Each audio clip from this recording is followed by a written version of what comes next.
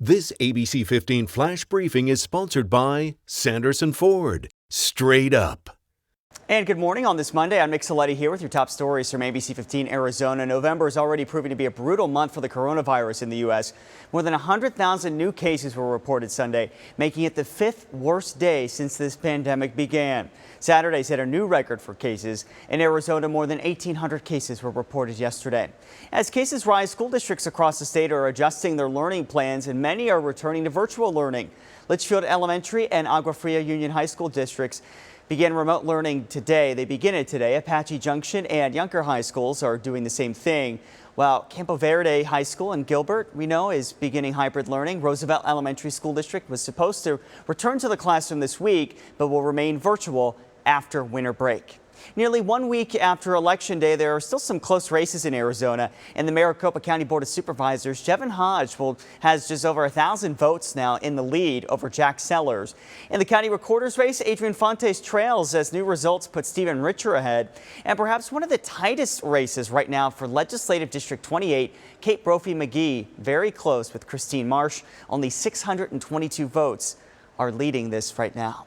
The Affordable Care Act is set to take center stage in D.C. tomorrow with a case before the United States Supreme Court that could strike down the entire law impacting health care across the nation. Joe St. George with a breakdown of what's at stake.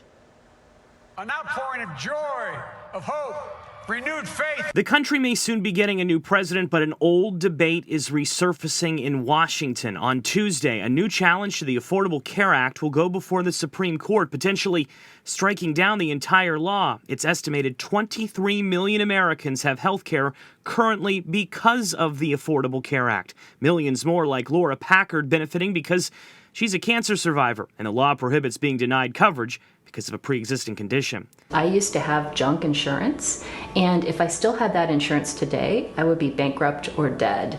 This is the second time the Affordable Care Act has gone before the court. Last time, Chief Justice John Roberts sided with the more liberal justices to save it.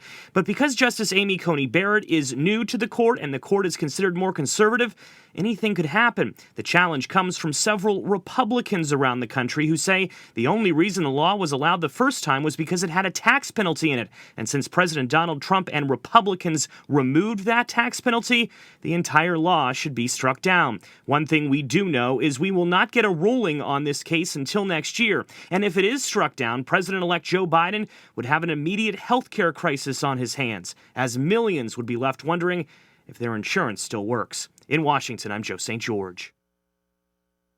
Well, be careful on the roads. ADOT is sharing video from the I-40. We know that snowplows have been working all night trying to keep those roads clear. Overnight, the I-17 closed at State Route 179 near Lake Montezuma due to winter weather conditions.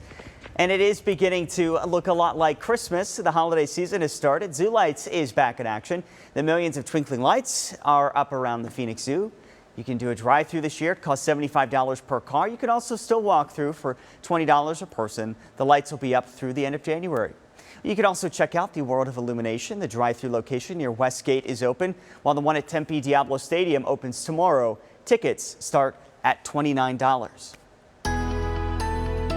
Time now for your most accurate forecast. I'm meteorologist Iris Hermosillo. There's still a chance for showers over the higher terrain to our north and east as we go through the day today. For the valley, a slight chance for rain early this morning, and then we'll clear out those rain chances, leaving behind mostly clear conditions and cooler temperatures as we head into this afternoon. Today, a high of just 63 degrees for Phoenix, so it's going to be a cooler day overall. Highs will reach the mid-70s in Prescott and Payson and Sedona, only into the mid-30s in spots like Flagstaff. That puts us right near freezing through the day today. So it's not going to warm up much in the high country. And again, there's still that snow on the ground from the overnight snow showers, so be cautious if you're traveling up in the high country. Then overnight tonight, these are overnight lows down into the 30s and 40s in central Arizona, including right here in the valley. A few valley cities could cool into the 30s by tomorrow morning. And then we're talking some single digits and teens by tomorrow morning across the high country. Highs in the 60s in the valley through Tuesday, then 70s after that. Near normal by next Sunday. For the latest headlines, weather, and traffic, just go to abc15.com or download our free ABC 15 mobile app. This ABC 15 Flash Briefing is sponsored by Sanderson Ford. Straight up.